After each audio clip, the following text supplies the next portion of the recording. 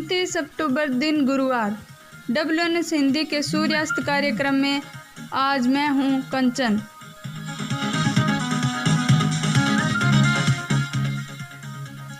तो चलिए खबरें शुरू करते हैं। प्रधानमंत्री नरेंद्र मोदी की बड़ी घोषणा, भारत में सभी लोगों को मिलेगी कोरोना वैक्सीन। बिहार चुनाव में कल 71 सीटों के चुनाव हुए संपन्न। 53.54% हुआ मतदान।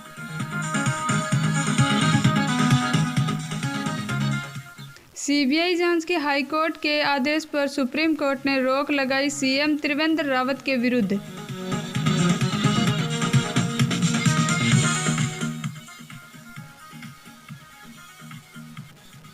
बिहार के मुंगेर में हिंसा, भक्तों पर लाठीचार्ज से भीड़ का पुलिस थाने पर SP ऑफिस पर हमला।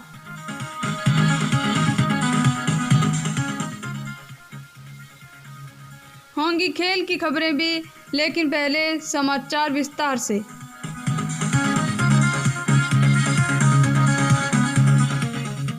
कोरोना के चलते पहले साक्षात्कार नरेंद्र मोदी ने बड़ी घोषणा की है। उन्होंने कहा है कि भारत में जब कोरोना वैक्सीन आ जाएगी तब सभी लोगों को लगाई जाएगी। उन्होंने वर्तमान में बदलते हालातों के बीच पूरे विश्व में न्यू इंडिया विजन का मूल्य भी बताया। इस साक्षात्कार में प्रधानमंत्री मोदी अपने आलोचकों का मुंह तोड़ जवाब दिया। साथ ही उन्होंने लॉकडाउन की महत्ता बताते हुए कहा कि किस तरह लॉकडाउन लगाने से लोग बचे रहें। और इसी बीच प्रधानमंत्री मोदी ने अपनी देश के प्रति सफलताओं का भी जिक्र किया।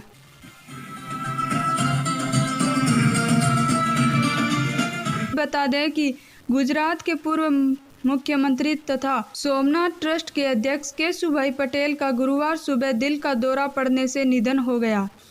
वे कुछ दिन पहले ही कोरोना से ठीक होकर घर लौटे थे। वे 92 वर्ष के थे। बिहार विधानसभा चुनाव में कल यानी बुधवार को 16 जिलों की 71 विधानसभा सीटों पर चुनाव संपन्न हो गया।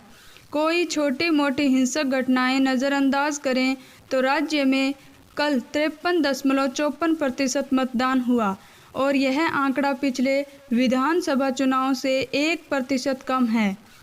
राज्य में कल हो गया प्रथम चरण के चुनाव में 2,11,06,096 मतदाताओं ने भाग लिया। राज्य के प्रथम चरण की विधानसभा चुनाव में 1,066 प्रत्याशी चुनाव मैदान में थे, जिसमें 952 उम्मीदवार पुरुष तथा 114 प्रत्याशी महिला थी। बिहार में द्वितीय चरण के विधानसभा चुनाव 2 अक्टूबर को होने हैं।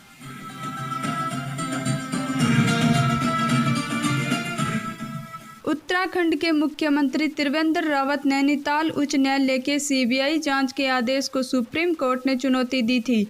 सुनवाई करते हुए सर्वोच्च न्यायालय ने CBI जांच पर रोक लगा दी थी। बताया जा रहा है कि उच्च न्यायालय ने मंगलवार को मुख्यमंत्री त्रिवेंद्र रावत पर एक पत्रकार की ओर से लगाए गए कथित भ्रष्टाचार के आरोपों की जांच का आदेश दिया था। पत्रकार ने आरोप लगाया है कि 2016 में जब त्रिवेंद्र रावत भाजपा के झारखंड प्रभारी थे, तब उन्होंने एक व्यक्ति को गौ सेवा आयोग का मुख्य बनने को लेकर धन अपने रिश्तेदारों के खाते में भिजवाया था।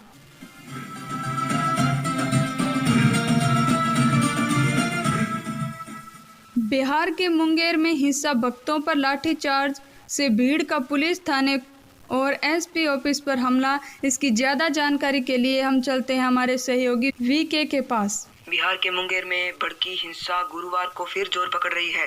गुस्साई भीड़ में वासुदेवपुर पुलिस चौकी में आग लगा दी है। SP ऑफिस पर भी हमला हुआ है।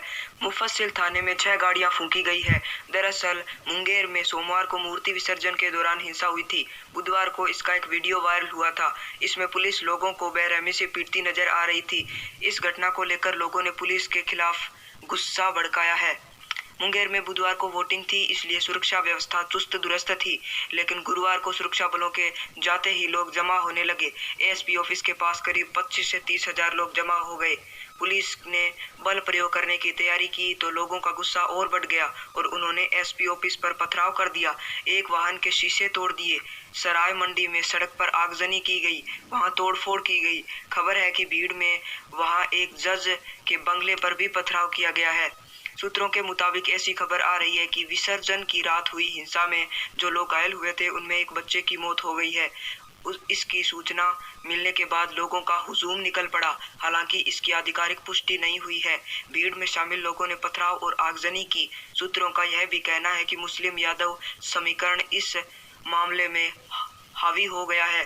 मुंगेर कांड के जरिए विधानसभा के बाकी बचे दोनों फेज के चुनाव को प्रभावित करने की प्लानिंग है।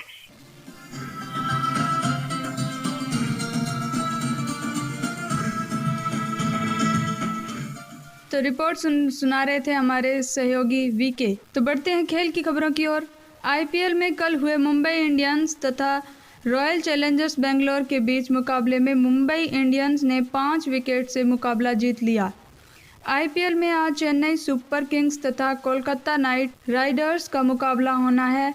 देखना होगा कौन सी टीम जीत का ताज पहनेगी। आज का सूर्यास्त कार्यक्रम संपन्न करने की मुझे अनुमति दीजिए। नमस्कार, शुभ रात्रि।